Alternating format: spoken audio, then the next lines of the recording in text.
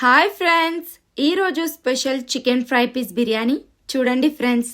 ఎలాంటి colours use చేయకుండా బిర్యానీ ఎంత కలర్ఫుల్ గా వచ్చిందో టేస్ట్ కూడా అంత బాగుంటుంది. ప్రాసెస్ కి వెళ్దాం.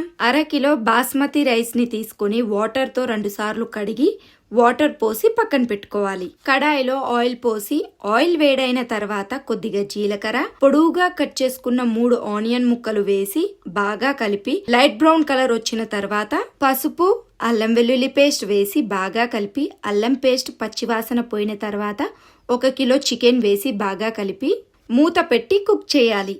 చికెన్లో వాటర్ అంతా ఇంకిపోయిన తర్వాత రుచికి తగినంత ఉప్పు, చిన్న గ్లాస్ అంతా వాటర్ పోసి కలిపి కుక్ చేయాలి. గ్రేవీ ఇలా చిక్కగా వచ్చిన తర్వాత రుచికి తగినంత కారం, ధనియాల పొడి, గరం మసాలా పొడి వేసి బాగా కలుపుకొని ఈ విధంగా ఫ్రై అయిన తర్వాత కొద్దిగా కరివేపాకు, కొత్తిమీర, పచ్చిమిర్చి ముక్కలు వేసి బాగా కలుపుకొని స్టవ్ ఆఫ్ చేసేయాలి. ఇప్పుడు రైస్ కుక్ చేద్దాం.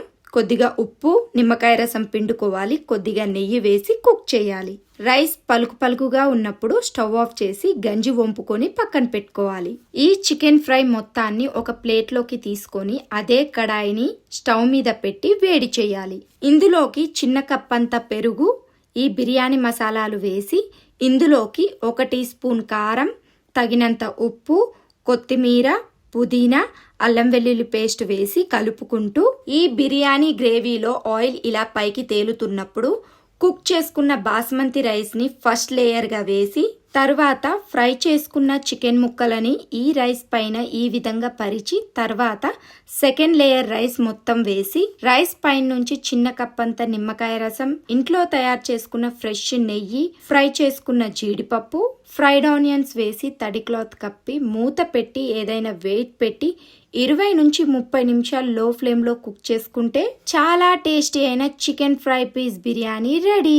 చూడండి ఫ్రెండ్స్, ఈ విధంగా చెయ్యండి. చికెన్ ఫ్రై పీస్ బిర్యానీ చాలా బాగా వస్తుంది. టేస్ట్ చాలా బాగా ఉంటుంది. Subscribe, like please. Thank you so much. చాలా అంటే చాలా బాగుంది.